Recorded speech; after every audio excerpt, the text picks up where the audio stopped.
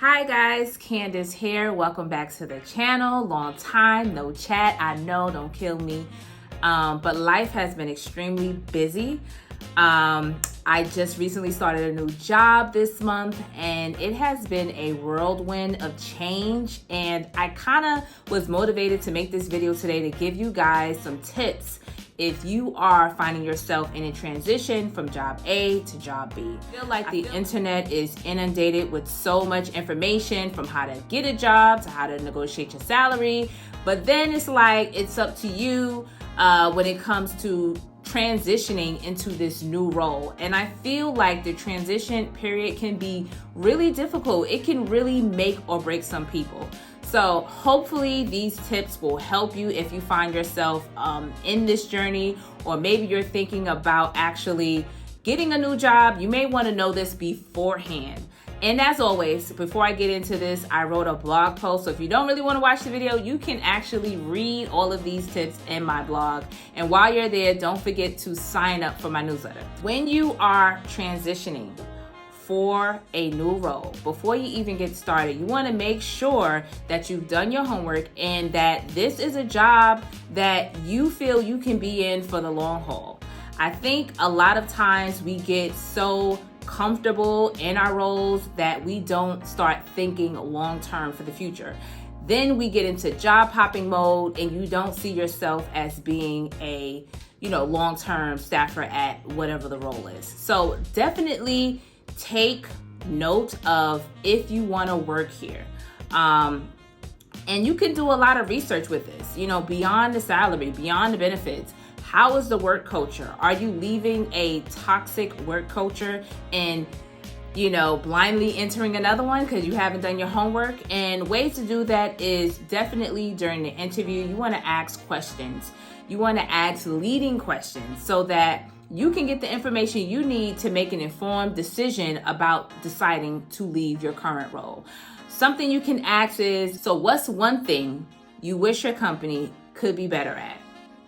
I find that this question really trips people up and they just spit out the truth. It's hard to fake what you're not happy about when it comes to your company. And you might see some red flags in their answers. And if that's the case, then you want to actually be honest with yourself if you're willing to enter in a work environment with these red flags. So in addition to that, you should be networking, especially if you're like a mid-level, senior level type of employee. You should have your circle, your inner circle of people where you can rely on. Either they know the inside scoop of what's happening at this company, or they can get you in touch with someone who does. If all else fails, then you can rely on LinkedIn. I highly recommend contacting former employees of the employer. You don't want to contact someone at the company because they may end up being on your interview panel and that would be super awkward. So definitely reach out to people, get as much information you can ahead of time before deciding to leave. You can also look at job review sites like Glassdoor.com to figure out what employees have said before moving on. So after you do that and you decided like, okay, the job has passed the test of red flags, we're good to go. You want to make sure that you make your transition out of your role as seamless as possible for your teammates, not your company, for your teammates. And I say you want to do this because it's usually, a pretty difficult transition being a team member down. And you never know when you'll need a recommendation or a referral in the future, especially a job referral. If someone can put you on, you want to be able to maintain those ties when you leave.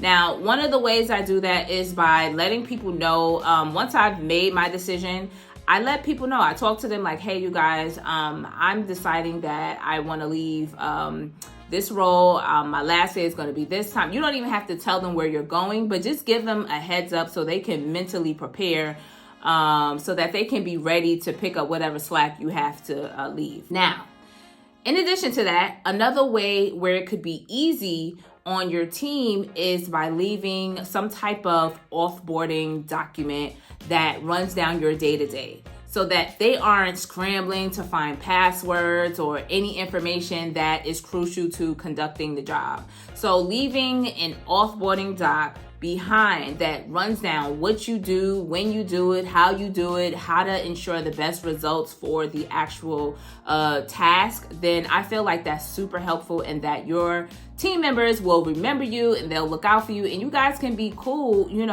as you move on.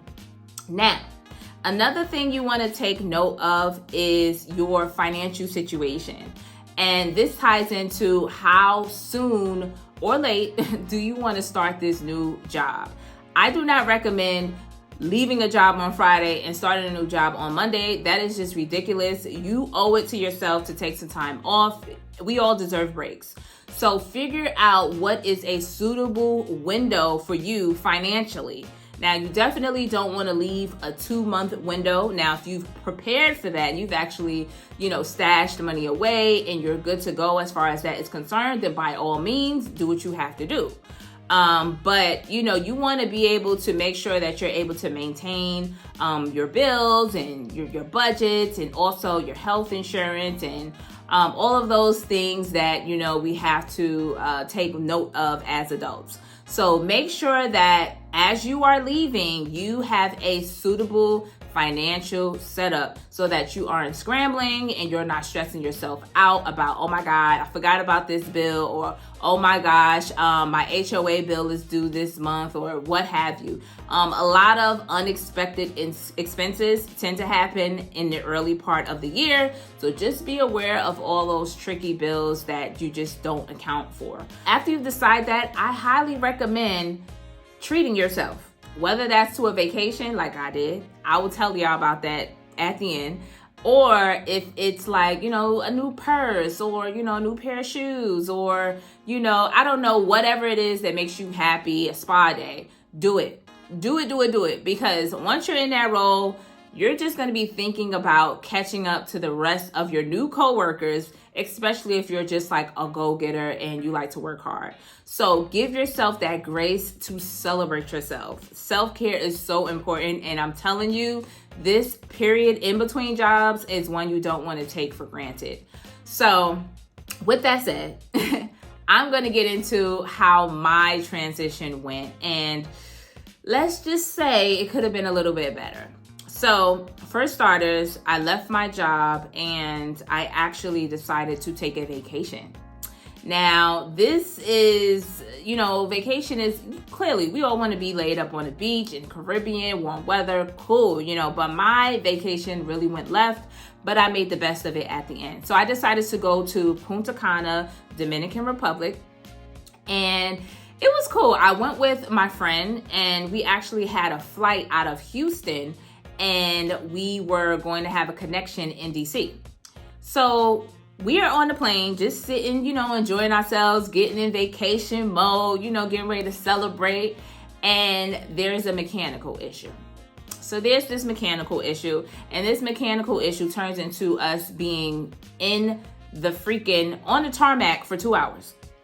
So now I'm mad, but I've learned how to control my emotions, and I'm not flipping, I'm not spazzing, because clearly I'd rather them fix the issue now. So, I'm just like, okay, I have to start thinking about an alternative game plan. What are we going to do? Because at this point, we're going to miss our connection. So we're sitting there. Finally, we get up in the air 2 hours later, and I knew we were going to miss our connection. So I wanted to get off the plane, but the flight attendants was like, it's too late. The door is closed. We can't let you off. So now I'm mad, because I'm like, if I have to stay one day away from my trip, I'd rather do it at home in the comfort of my own house. But now we're in vacation mode. We live in Houston, okay? And we're going to DC. So now I'm mad, because I'm like, okay, what if we miss our connection and have to stay in DC? Can't do anything because we have on light jackets, and it's just a disaster. So anyway, we get to DC, and pretty much the world just went upside down. So we get to, actually, before we even landed, one of the flight attendants was like, hey, your connecting flight to DC is also delayed. So chances are you guys are going to make your flight. So we're like, yay, okay, this is going to be great. So we're just happy.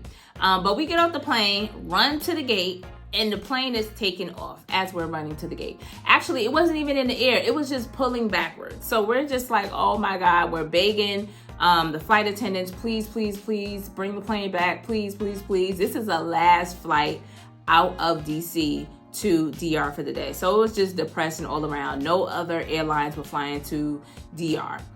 So anyway, make a long story short, I game planned with my friend and we're like, yo, let's just go to Miami. And that's what we did. We went to Miami. We stayed the night. They put us up in a nice hotel. We had food vouchers. It was a lot of fun. And we were able to make our vacation to DR the next day. So unfortunately, we had to lose one day forward, but we actually called the resort and they were willing to work with us. And they said, we can extend your trip. And it was great. We didn't have to come out of pocket extra for any leg of the trip. So that was great. It was a lifesaver. And we had fun. We made the best of it. But I would say if you're planning to take a trip, just take those little things into consideration.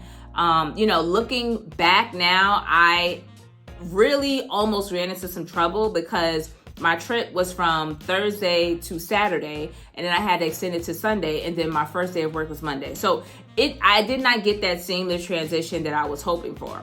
I would definitely recommend that if you decide to travel, maybe make that trip, the day after you resign, and that way when you get back, you at least have some time to kind of decompress and get ready for this new job. But all in all, everything worked out. The new company is amazing. I mean, they're doing some big things, and I'm just so happy to be a part of the organization. And, I feel like we should definitely seek out opportunities that challenge us and things that you can actually be proud of at the end of the day. You want to have like some things on your resume that really support the direction you want your career to go in. So my direction is I hope to be, C-suite level, in a year or two. That is definitely my goal. But I'm going to give it my all. I'm not going to quit until I get there because that is what I really, really want. I really want to be a visionary at a company and help guide their strategy through and through. So yeah, that's pretty much it. If you guys have any questions, definitely leave them down below. You can also visit my website if you're interested in a career strategy session. I'm all about game plan and helping people, rise to the next level. And as I stated, I have more information about this in my blog. The link is down below. All right, guys, I will talk to you soon. Bye.